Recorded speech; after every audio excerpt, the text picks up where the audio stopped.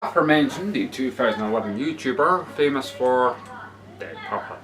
Now, I just want a brief discussion on voice work. What is voice work? Voice work is a very interesting concept of manipulation of the voice to produce somebody's accent or tone. A good example of this would be, I really don't approve of anything you say. Frankly, it disturbs me. Or equally, I do approve of what you say. It makes me smile, you know? Or equally, Stuart Little. You know Stuart Little from the film Stuart Little 1998? Or go book, that's what you want. Or Snowball. Voice work is an interesting concept to films, especially in stop motion. Stop motion being one of the harder ones to produce for. Jeez, grommet! Because sometimes, that's what brings a Lego figure to life. The best way to train yourself is to take the most hardest to understand languages, such as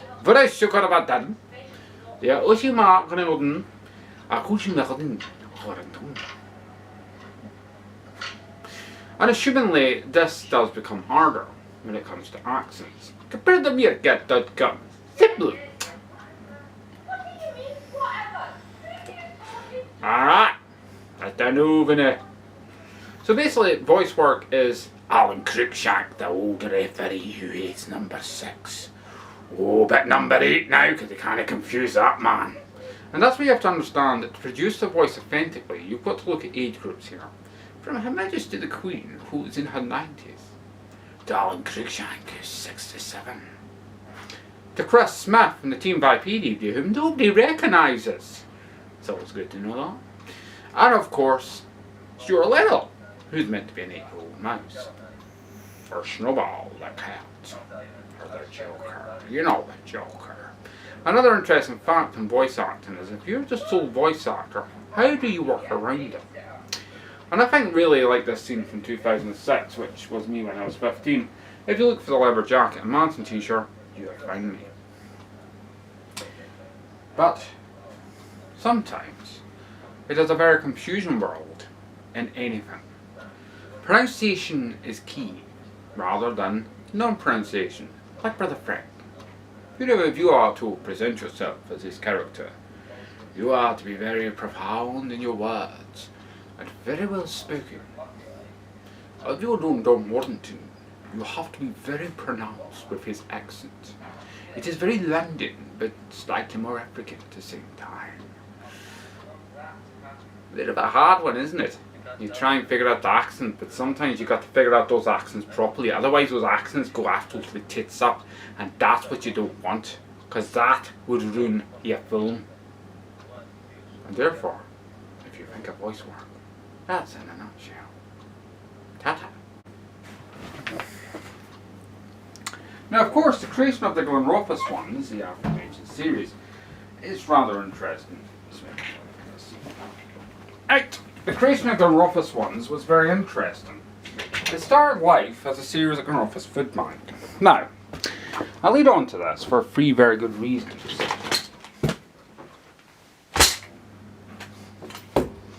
The reason I did this was I wanted a series that stood out from its original intention. And that was a series that outmarked the originals. Better. You see, the Glenrothes ones started life at Glenrothes Food Bank, Glenrothes, where I volunteered in their coffee and kitchen for 3.5 years. But then, Edinbrick came up, and everyone lapped up Joyce there. They wanted to see more of it, and that rolling pin. And like any good old Scottish comedy goes, you can always guarantee the Scottish will make you laugh. Even if she is the boss. She is the boss. I'm referring to Rome, and of course, as I do some silly nonsense here in my mouth. Now, obviously, the whole point of it is, when it came to Celtic FC, you got the name wrong. If you look at the badge in all the openings, it's SFA. But of course, being on YouTube, you can't use SFA. I don't think anyone really looks at the Scottish Football Association at any given point to figure out what it's actually called. So I took on the most impossible task in my life. I do not watch football on TV. I do not watch sports on TV. I don't watch fuck all on TV to do with sports. Not even tennis. Not even Andy Murray. So I don't even support that. That's my honest opinion.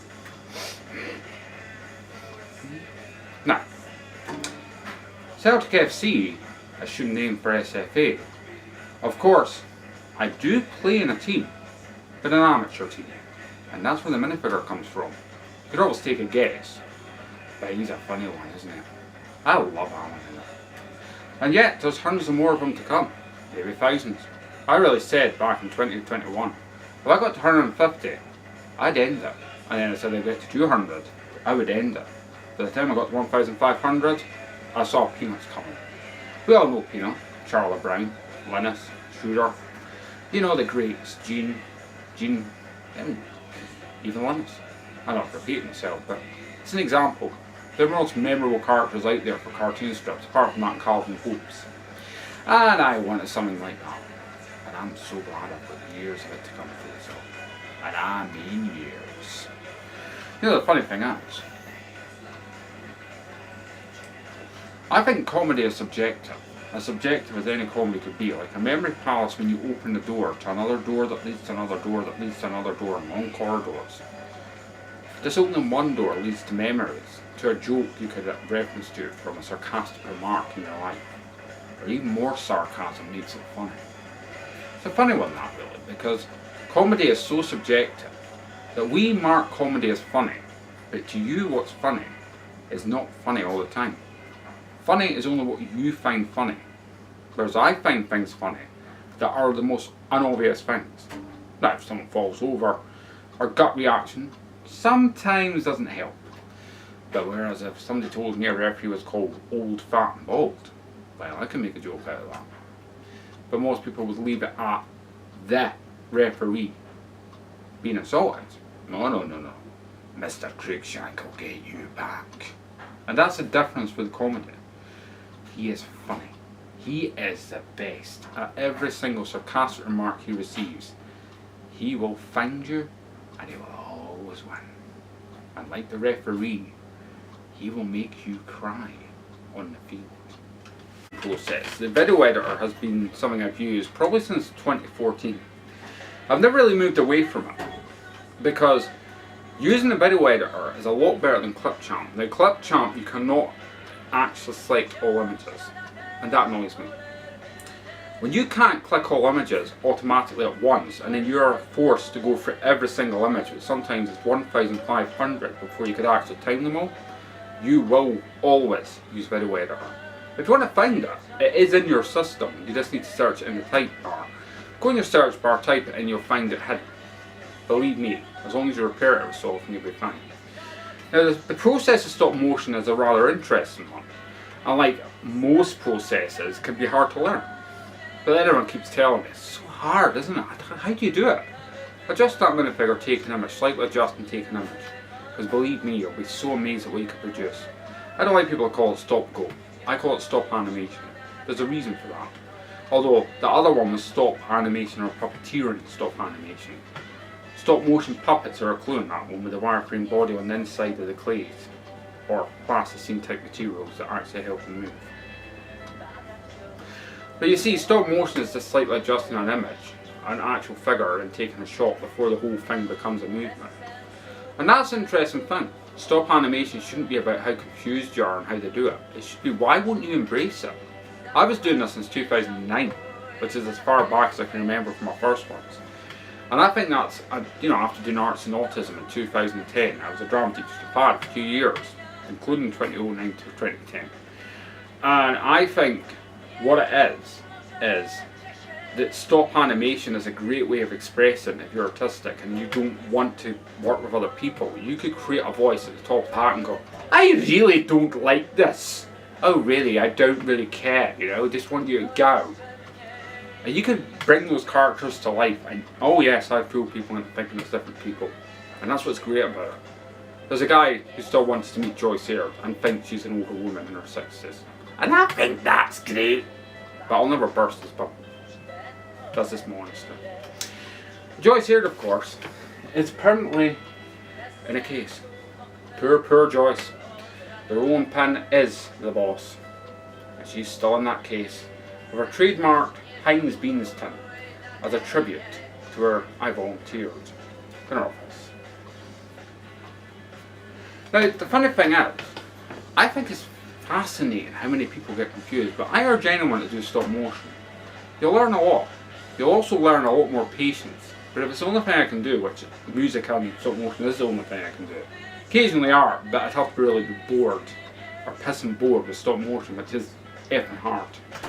So, yeah, I just thought I'd end that here. But as a creator of Celtic FC, I'd also like to say that I'm also, believe it or not, although should have said FSA or SFA, but I think I'm just calling it Celtic FC now, so that's what it's worked. Also Barcelona FC, depending on if I was putting subtitles in. But yeah, the interesting thing is, I've also figured something out, if you're wondering. I figured something out by the end of this. That if I can make you laugh, then why can't you make me? You're bloody awful, you know that. I really don't like you. You really make me not laugh. Only joking.